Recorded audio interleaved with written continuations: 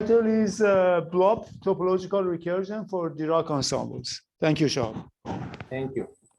Okay, so first of all, I want to thank the organizer for the invitation. I really appreciate it, and it's a great pleasure to give a talk in this wonderful workshop. So today I'm going to talk about, my title is Blobbed Topological Recursion for Dirac Ensembles, and it's basically this talk is based on a joint work with Professor Zakali. It's already 3 years almost in the archive yet. And Shahab, sorry, could you please try to be a little bit louder? yeah. It's now fine. Try a little bit more. How about now? Is now good? Yeah. Okay. So I mean, of course, the major ideas that will be discussed through the talk are certainly due to basically big names, not me, and just to name a few of them. It's a combination of two areas. So the area of topological recursion, basically the main theories due to Enard, Chekhov, Borrow, Ramsden, and many others, of course, and the non-competitive geometry that maybe we have heard more about it through our workshop until today afternoon. Starts with Kahn, Macaulay, Barrett, and of course the list goes on. So the talk will have 3 sections. I will start with a review of basically the classical one Hermitian matrix models, which are basically the textbook material to some extent.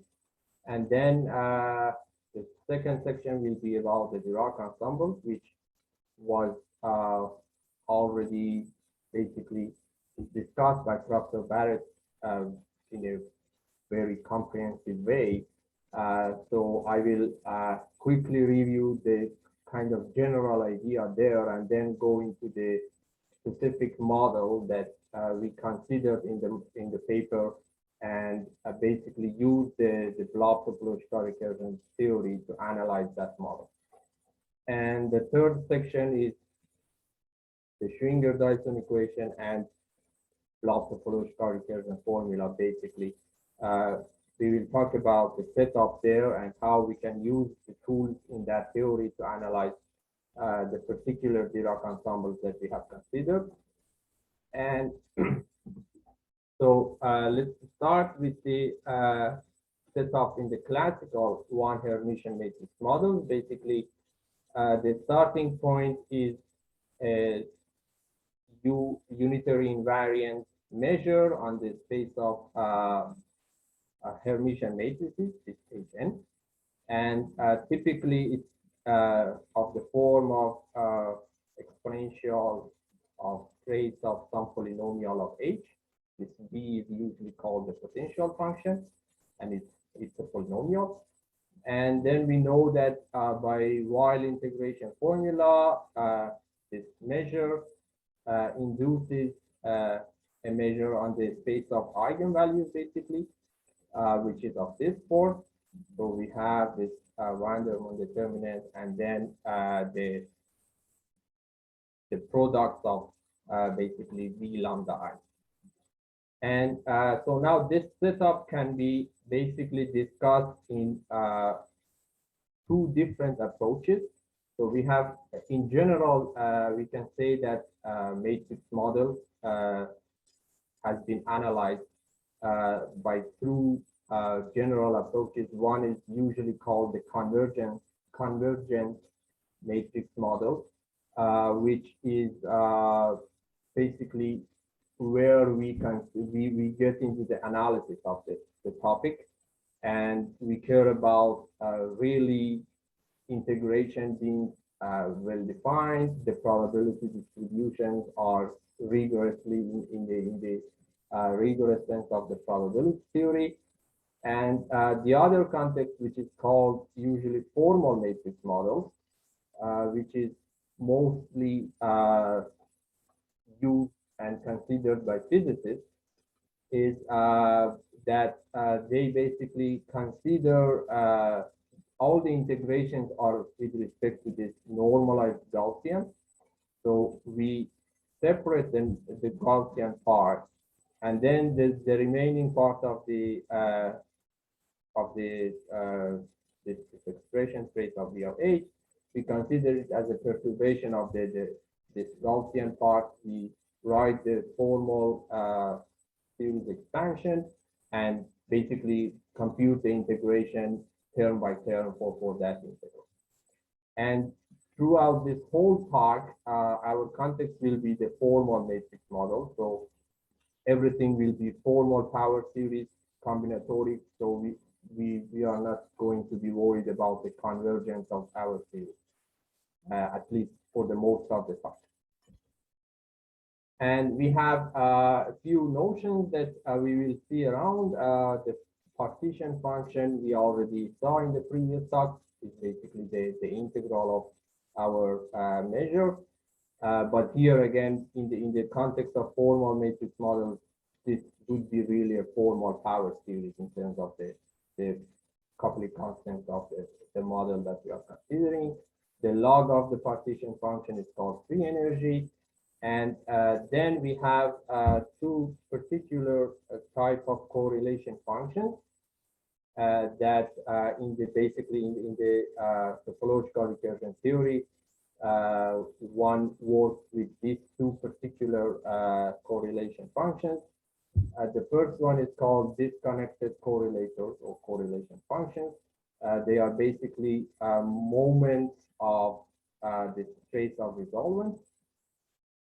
So for different xj, we consider the trace of the resolvent and the product and the expectation of that. And the corresponding joint cumulants, which was discussed again in the talk of Dr. Mingo comprehensively. I mean, it can be defined in different forms, but I chose to just write this maybe simpler combinatorial way of writing it, which can be defined in terms of or expressed in terms of this connected correlators or this moments, basically. And then in the context of formal matrix models, we immediately we get into the combinatorics of surfaces, basically. So we by the Wick's theorem, it's a well-known fact that the moments of Gaussian measure can be reduced to enumeration of what's called as maps or ribbon graphs, which are the dual of the maps.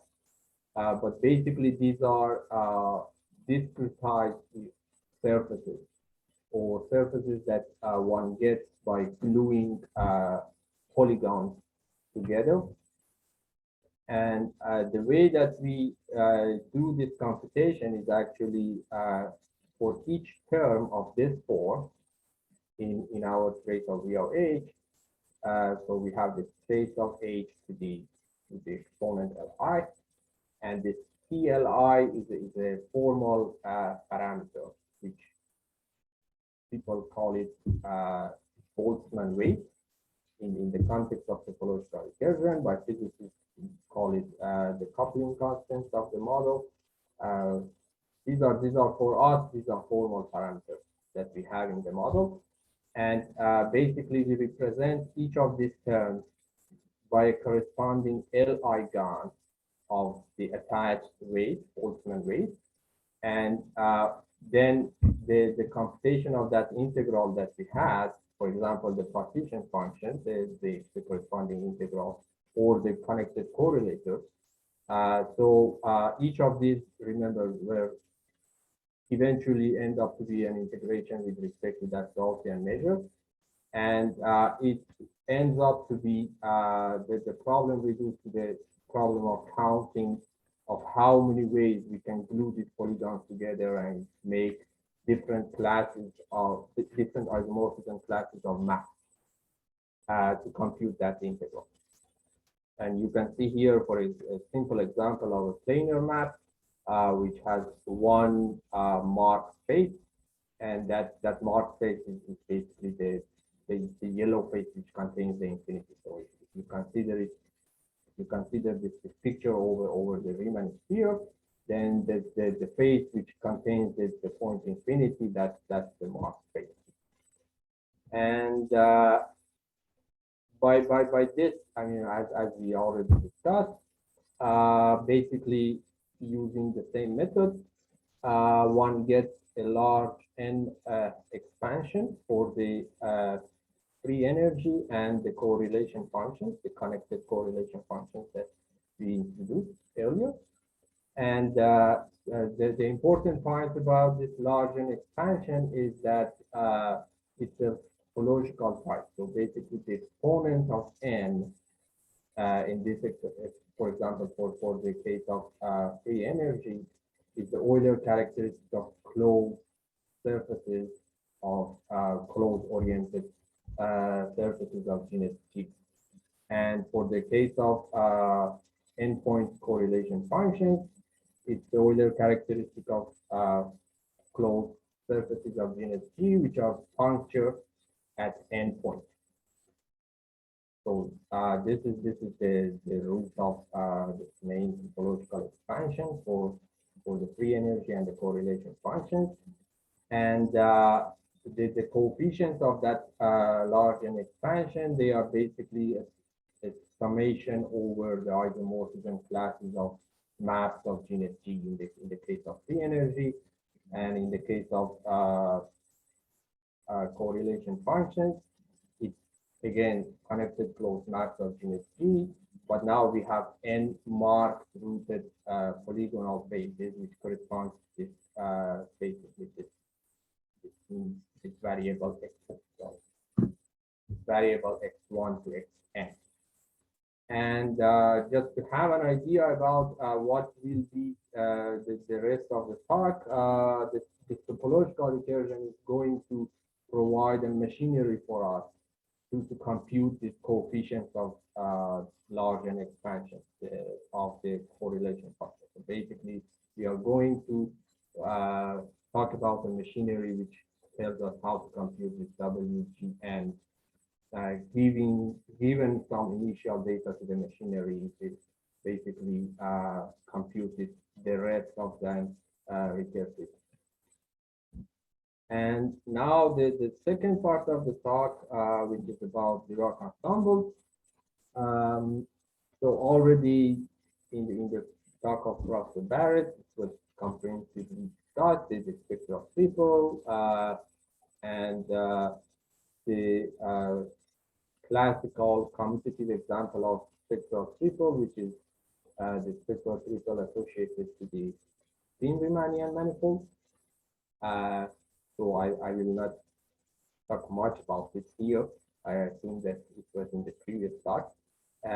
But one thing that I just wanted to add is so we have as a byproduct of the reconstruction theorem, we have this consistence formula, which basically tells us how the Dirac operator really encapsulates all the information about the Riemannian map.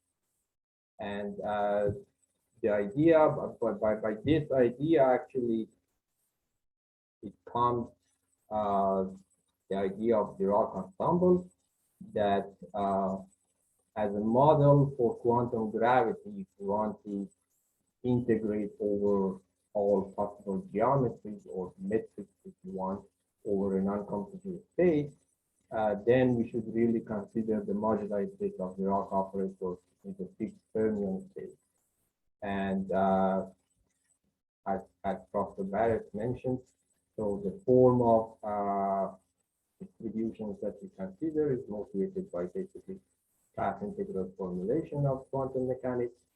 We have the exponential to the minus action functional. And our action functional is also spectral, as already discussed, motivated by counter spectral action. So we typically consider the form of trace of f of t for this class of models. And then we have as a one particular class of this real spectral triples, we have what actually Professor Barrett called them fuzzy spaces of type PQ. In our paper, we decided to call them matrix geometry because we thought maybe fuzzy space can be confusing for some people. So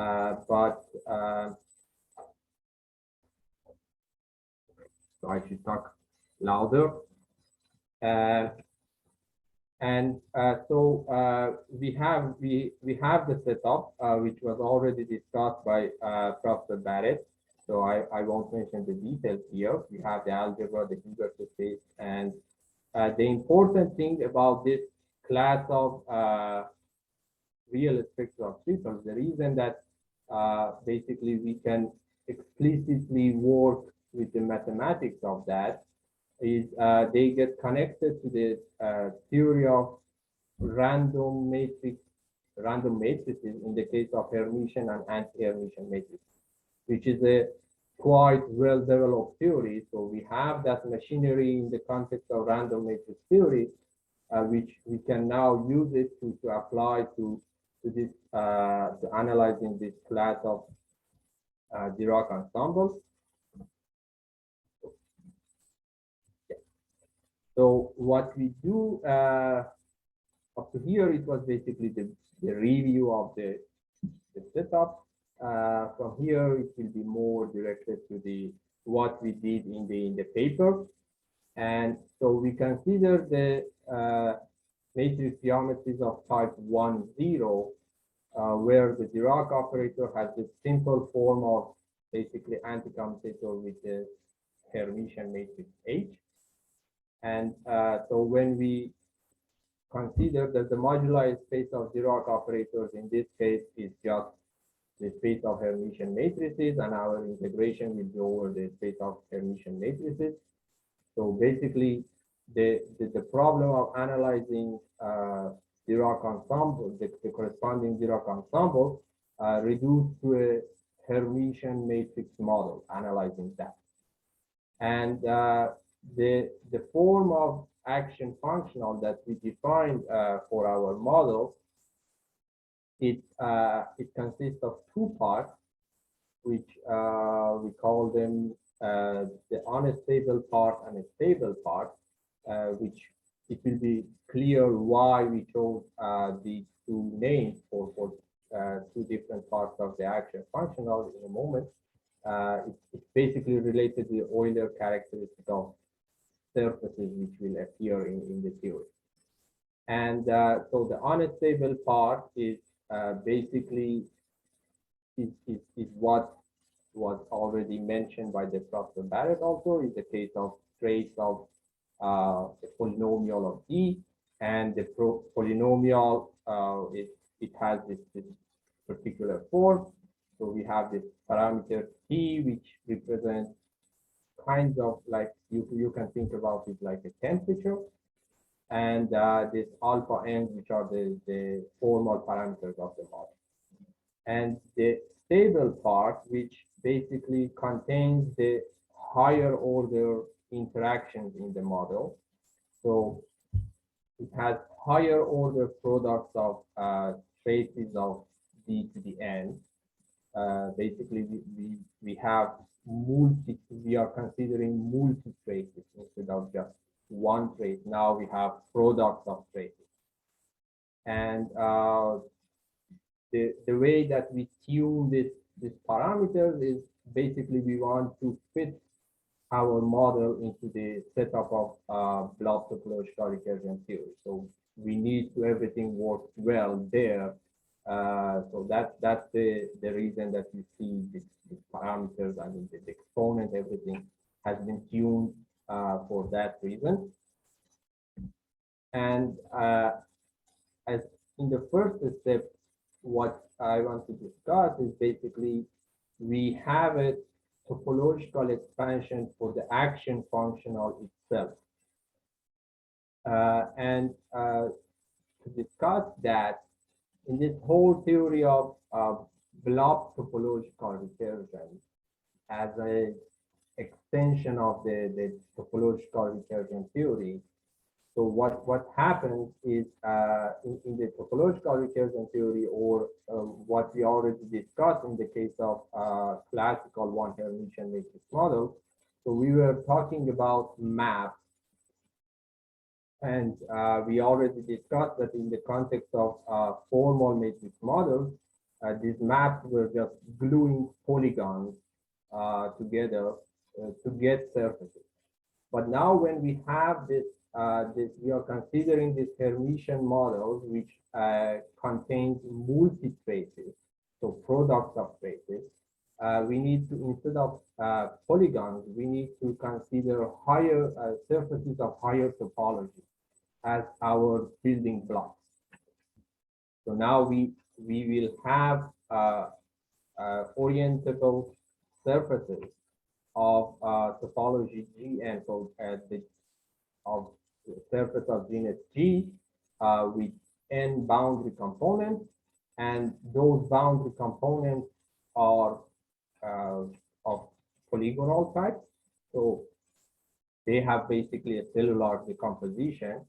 And what we do, so still we are going to use the Wick's theorem for computing our integrals. But what we do now, we are gluing this polygonal boundaries of this higher genus surfaces together.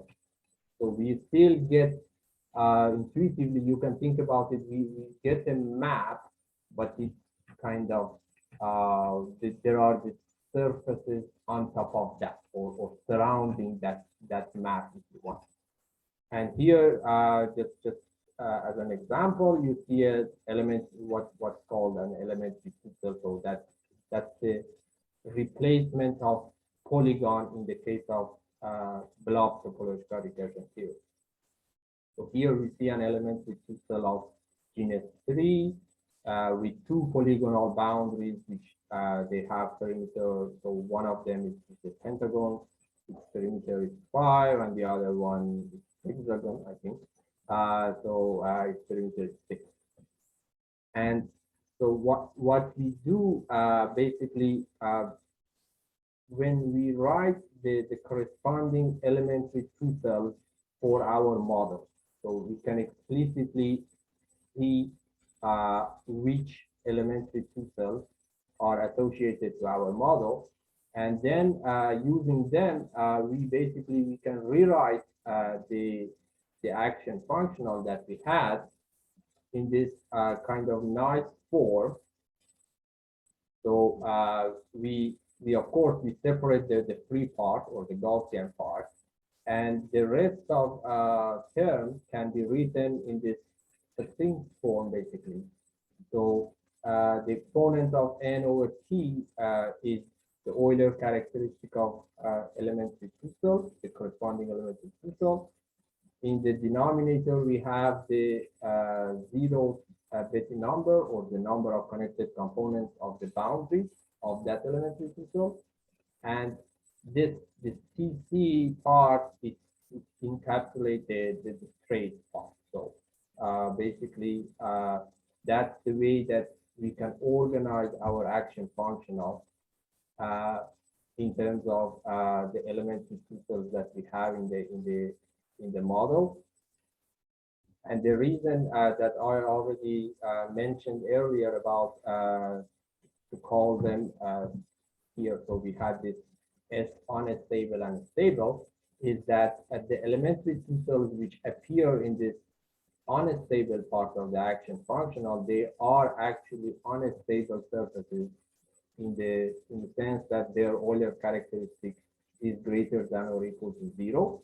And the elementary pixels which appear in the stable part, they are stable surfaces in the sense that their Euler characteristic is negative.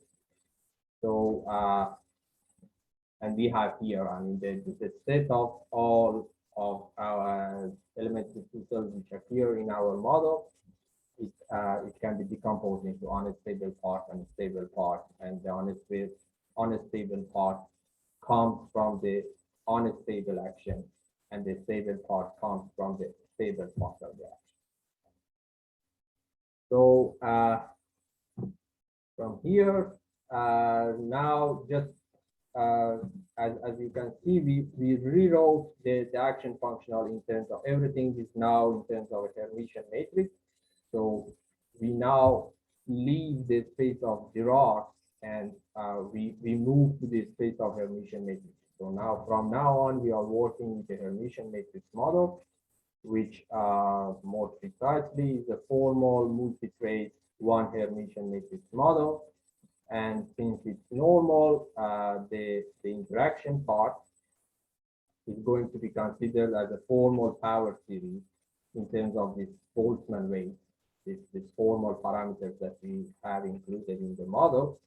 And again, the same story. So we are going to use the Wick theorem to basically get a large n expansion for our correlation function.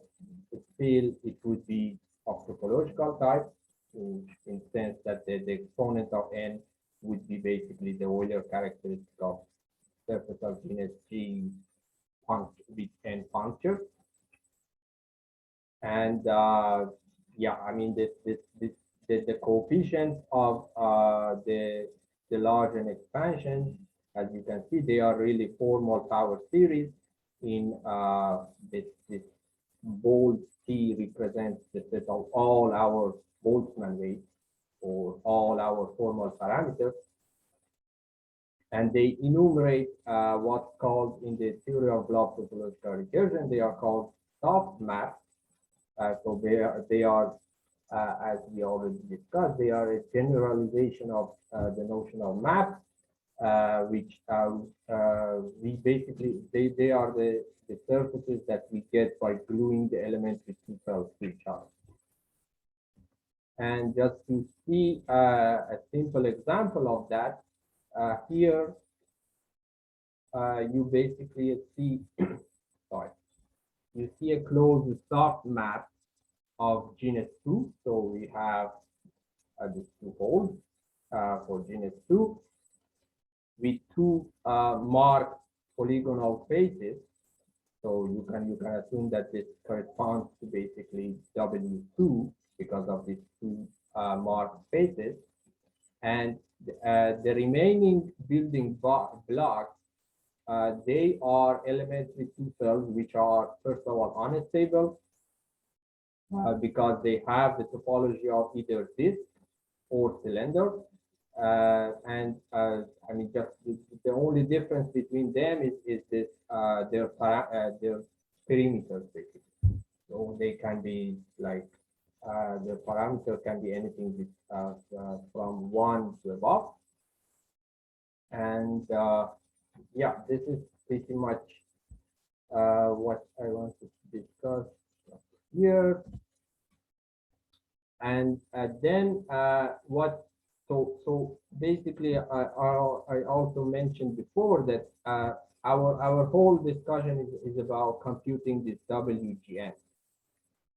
And of course, the first one is W01, which is closely related to what I mean in the context of convergent matrix models. It's called equilibrium measure, or basically the large n expected spectral distribution of the model. So the pictures that Professor Barrett showed in his talk, those are basically this spectral density of the expected spectral density of the model in the case of large n. And the way that W01 gets related to that is basically W01 is the Stieltjes transform of the expected spectral density. and it has this jump discontinuity that you can see in the formula, and the jump discontinuity is basically given by the density itself. And in the case of, in our case, which is a formal matrix model, then, sorry, then we need to basically tune our formal parameters, the Boltzmann weights. We need them to be so that our formal series converges in a nice way, at least in the case of planar soft maps for any perimeter. And in that case, then W01 becomes a holomorphic function. So that convergence series actually converges. It gives us a holomorphic function with a discontinuity over an interval A to B. So it has what's usually called the one cut case. So our model is also one cut case. And yeah, so this is up to now we basically discussed what's usually in the context of random matrix theory for analyzing problems. So now I will switch to this third part, which is the last part of my talk, which brings in basically the Schwinger-Dyson equation to analyze higher order correlation functions. So once we want to get to the topic of analyzing this higher order correlation functions, then we need our starting point is basically the Schwinger-Dyson equation.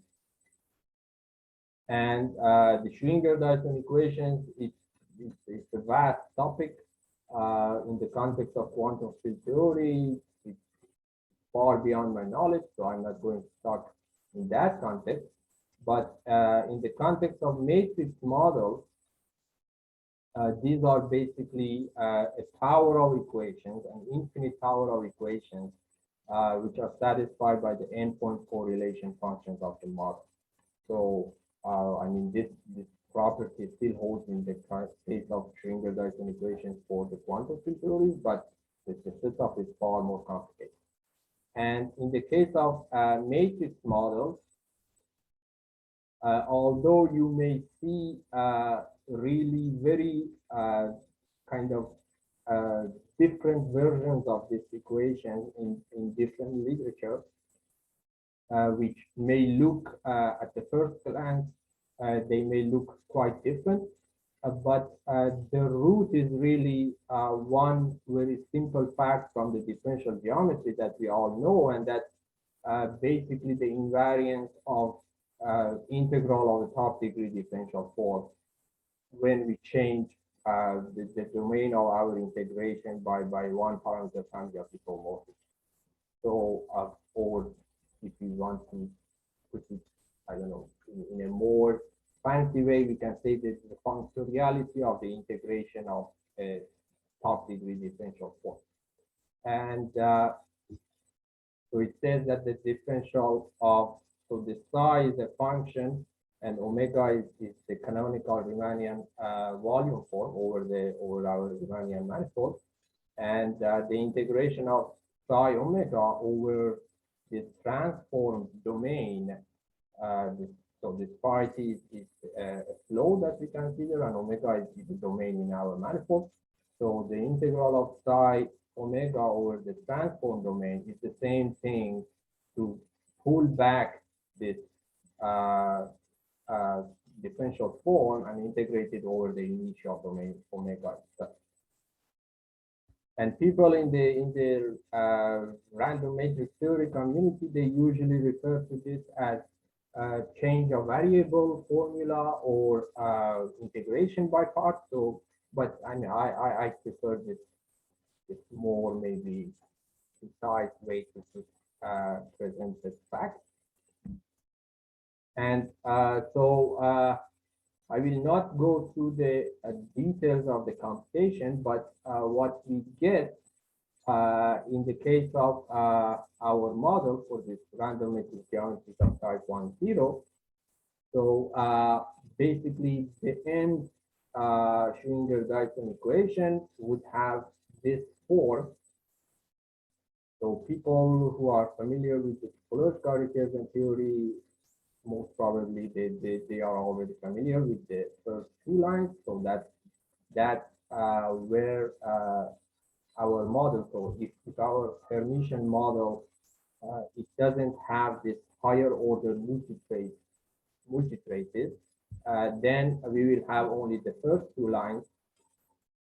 But in the case where we have this higher order multitraces, then we get an extra term in our Schwinger-Dyson equation, which so this function, this tk, which are called k-point interactions, they appear in the equation, and they are defined according to the, so if you remember, we had this T of C, which was basically the threshold product corresponding to the specific elementary cell C that we consider.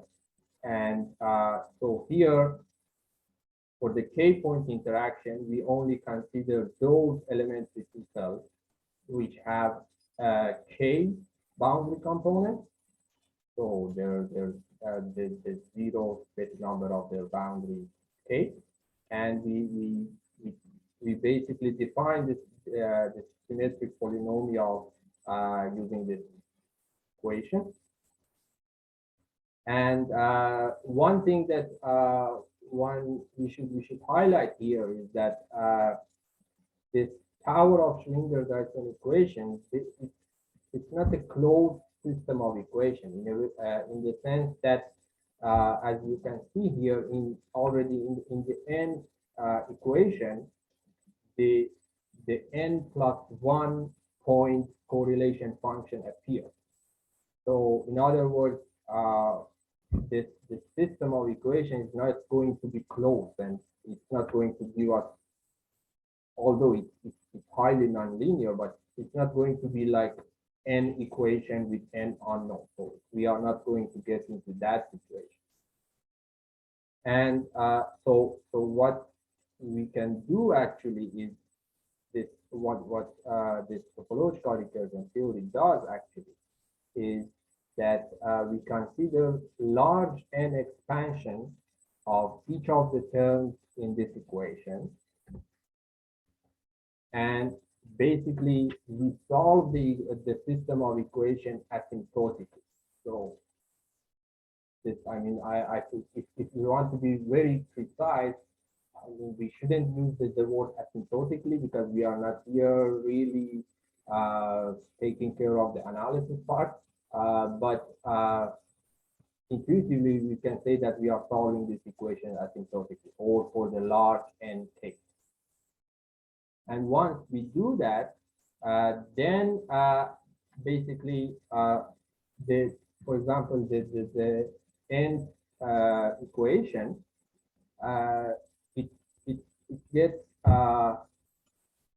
coefficients for each exponent of n, and the exponent of the coefficient for the n to the 3 minus 2g minus n is what this expression that we see. So basically, we are going to put each coefficient equal to 0, and now this equation, which is satisfied basically by the complicated combination of this WGN. So for different genuses and different n's, we have this complicated equation which is satisfied by them. But the good thing about this equation is that it can be basically solved in a recursive manner, and that recursion is exactly based on the topology of these surfaces, these underlying surfaces that we have. And we will see actually in a moment how does that work. So we will start basically from the first equation of this type that we already discussed. So the leading order in N of the first Schrodinger equation, Schrodinger-Dyson equation. If we write it, so a lot of terms here wouldn't appear in that case. So the equation will be simplified, and it has this form. And so as you can see, only the W01 appeared here, and the k-point interactions also, it includes only for the 1 point and 2 point interaction. So the summation only goes to the 2. And we already did in the paper by some basically algebraic manipulation of this equation. One can show that this equation basically reduces to a quadratic algebraic equation satisfied by the W01, which we can write that equation in this form. So this is just the rewriting of the corresponding quadratic algebraic equation. And the polynomials that appear here in this expression, their coefficient is just expressed in terms of the Boltzmann weight and the moment of the equilibrium measure, if you want to call it, mu. And as we already discussed a few slides earlier, we have this. So the important thing here for us is really this square root term, which tells us that the function W01 has a jump discontinuity on the interval A to B. And here it's also, we can just see from the simple complex analysis. So remember, this X is now a complex variable in the complex plane. So what one does in the topological recursion theory, so one uses the Zhukovsky map, which has this particular form, in order to get the analytic continuation of W01 on a basically ramified covering of the complex plane. So we get a new Riemann surface, which is called the spectral curve. So that's of fundamental importance for this whole theory of topological recursion. It's a Riemann surface equipped with a map to the complex plane, the initial complex plane that we were working over that. In our case, since we have this one cut case, so the W01 had a jump discontinuity over this interval A to B, and the Zhukovsky map in this simple case is basically mapping this tubular neighborhood to this green part here. And what one does, so I'm not going to go through the details, but basically this Zhukovsky map gives us an analytic continuation. So the W01, you can assume that it's initially defined on this, for example, the brown part, and then we get an analytic continuation to the yellow part also. And now, in our case, the spectral curve will be the Riemann sphere minus a neighborhood of the origin, which you can assume this the white part. So if we remove this white disk from the Riemann sphere, then the remaining part will be our spectral curve. It's homeomorphic to a disk with the non-trivial boundary, of course. And the W01 now is a holomorphic function over the spectral curve, which we denoted by sigma. And one important property of this spectral curve in general is that it's equipped with an involution, a local involution, which basically gives us the monodromy of the analytic continuation that we did. And that plays an important role in this whole theory, that monodromy map. And we basically do similar thing for all the other coefficients, higher order coefficients, WGN. So we do this analytic continuation over the spectral curve, but they end up to have poles. So it's not going to be a holomorphic anymore. It will be meromorphic. And we go one step further also, and we basically convert this WGNs, which are for now they are just functions. So we consider that the product of this function with an external tensor product of X. So precisely talking, it's basically what we construct here as omega GN is basically sections of n times external tensor product of the canonical line function. And so they are called differentials of degree n. And so now this WGN, they are differentials of degree n over our spectral curve. And the topological recursion formula and Blobbed topological recursion formula basically gives us a formula for recursively computing this differential, which are basically closely related to the original coefficients of the correlation function that we were interested in. And the input for the topological recursion formula, so we already discussed, is the spectral curve. Sigma is the one form. Sorry, I should have changed this notation. This should be omega 01. And the symmetric bidifferential omega 02, which is basically a W02 dx d1 dx plus this fundamental bidifferential. So this term appears only for g equal to 0 and n equal to 2. And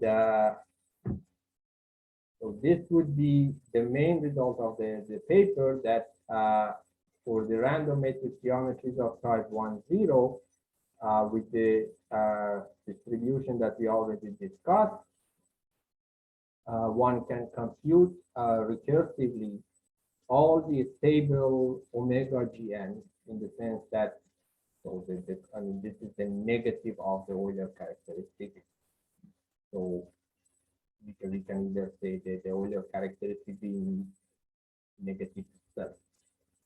So all this stable omega GN can be computed by this formula, where the important thing about this formula, so for the moment, if we just focus on the first part, because this is the part that is actually the original topological recursion formula, and the second term is an extra term which one gets in the Blobbed topological recursion theory. So it's due to this higher order multitraces that one considers in the model. But in the original topological recursion formula, so we have only this summation, which is basically computing the residue of this, what's called as the recursion kernel, which is defined here, with this expression EGN, which is here. The expression which may be a little bit scary, but the important thing is that all of these terms, these omega GNs, which appear in this expression here, their Euler characteristic is lower than the omega GN itself. Sorry, higher. So because we are getting, I mean, the Euler characteristic is moving in the negative direction. So the Euler characteristic of all of these terms is bigger than the Euler characteristic, I mean, 2 minus 2g minus 2. And this extra term in the which appears in the block topological recursion case, it has this VGN, where basically these are called higher potential of the model, and they are, I mean, we have done the computation in the paper. They can be expressed in terms of the K point interactions that we already discussed. So that's that. And as the last slide, I would just, so this is the famous schematic illustration of the topological recursion formula that if we, so this operator here, if we represent it by a pair of bands, and then the omega gn is represented by surface of genus G with n boundary components, then we can basically have this picture in mind that the omega gn by the topological recursion formula is computed in this way, which will make sense. I mean, in terms of the surfaces, a surface of genus G with n boundary components, one can get it from a surface of genus G minus 1 with n plus 1 boundary component and a pair of bands. So if we glue this to this one, we get really one of these. And similarly here for other genus. So, and so I think that's it. I would finish here, and thank you very much for your time.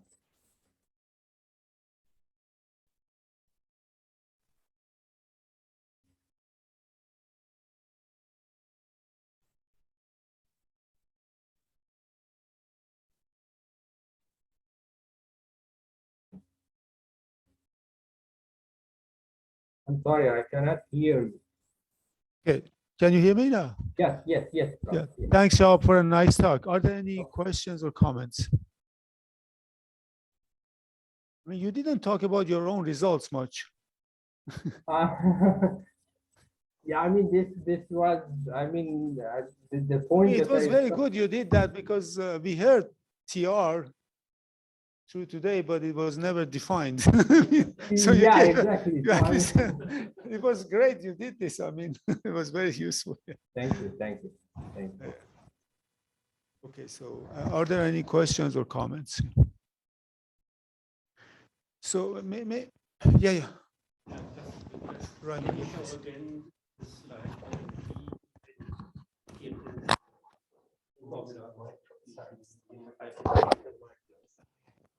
Oh yeah, here we go. Yeah. Okay, thanks for the nice talk. Can you show again the slide where VGN, which appeared in the blob topological formula, was defined or explained? I actually didn't write the expression for VGN, but it's written in the paper. I mean, Okay. honestly, the reason that I didn't write it was I Okay, then I have to. it couldn't fit into the slide. Okay. But, Okay. sorry, just a moment.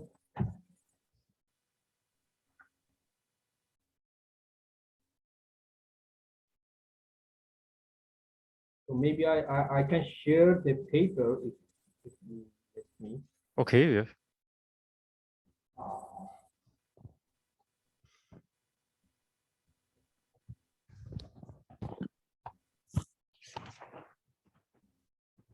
Sorry, let me. I'm not good.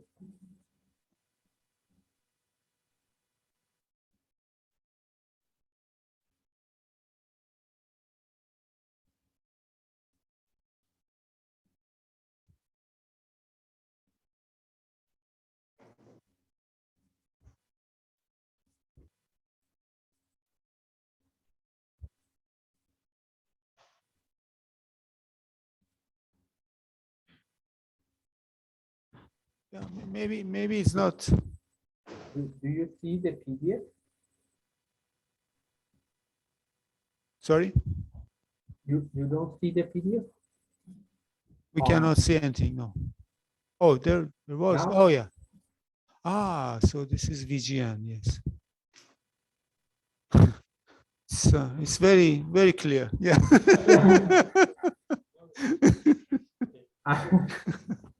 I mean, it has, it's basically, the point about this VGN, I mean, although I should also mention that this curly VGN, we of course, we need to multiply by this dx to get the differential, but the function itself, it basically, the reason that it appears is because of this k-point interaction. So we have considered the large n expansion of the k-point interaction, where the corresponding term for the genus H, so it's denoted by CHK, and then we have this, I mean, the remaining part is about the coefficients of WGN. I mean, the details of the combinatorics is, I mean, I don't know if I should go through it or not. Okay, very good. Any other questions or comments? So just one comment. I mean, you remember we decided some time ago that it's hopeless to use TR to prove phase transition and stuff like that. Apparently, that's not the case, actually. So, I mean, I was just talking to Alex. I mean, people do something, you know, with these perturbative methods to prove phase transition, actually. So this is something one should pursue, I think. Anyhow, so this is. Oh, okay. We can discuss Okay. that later. Yeah, okay. I know you don't believe that. But oh, there is a comment by Jamie. Yeah. So do you want this, Jamie? Oh, yeah, sorry.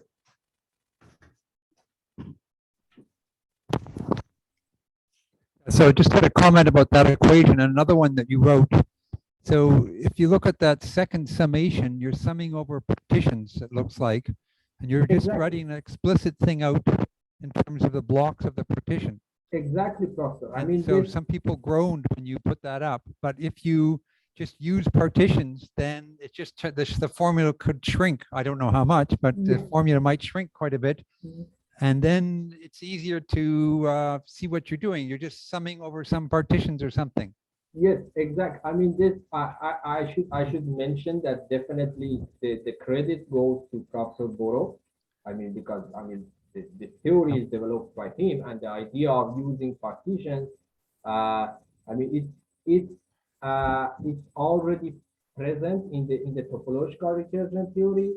But when we get to this, basically the blob topological recursion, because of the, I mean, the much more combinatorics which is involved, so tracking the formulas without using this nice notation for partitions, it's basically impossible. So it's very, very useful. I completely agree with you. I mean, in terms of expressing the basically formulas. I mean, such a formula without using the partitions, I think it's basically impossible to even write it in this paper. Yeah, I know. I think Jamie's comment was that the second sum can be written in a much nicer way using a concise partition notation. I mean, instead of writing all those indices and this, it looks strange. I mean, just one can use better notation. I think that's his point. I mean, here I should mention, I mean, we are summing over, so this K is the partition of the interval 2 to K, but we don't want to consider all the partitions. I mean, the reason that we have written, So what kind of for example, partitions are this there? line, So is then because I don't know, we have to just, I mean, we can't do it here, but we could dig in and see exactly what subset of partitions you're looking at. Anyway, that was just my point, that some of those other equations, when you try and parameterize everything, they get very complicated, but sometimes you don't need to parameterize everything. But Oh. sometimes you do, like when you do that power series relation for moments and cumulants, power series force you to do it because you're summing I goes from 1 to infinity. So I's got to be something. And so then it's forced, but sometimes it isn't forced, and then you just get a nicer formula. Okay, yeah. Okay. Thank you very much, Jamie. I think that's exactly the point. I mean, using using some ambiguity also helps. If you try to flash out all the details, I mean, sometimes. Yeah. Anyhow, so are there any other comments? Alex, do you have a comment? Maybe. Okay. We can discuss later. Okay. Well, so thank you so much, Shahab, again, for a very nice talk. Thank you. Thank you. Thank you, everyone. Thank you. So I think in about 2-3 minutes, Long starts his tutorial that we are all waiting for, right?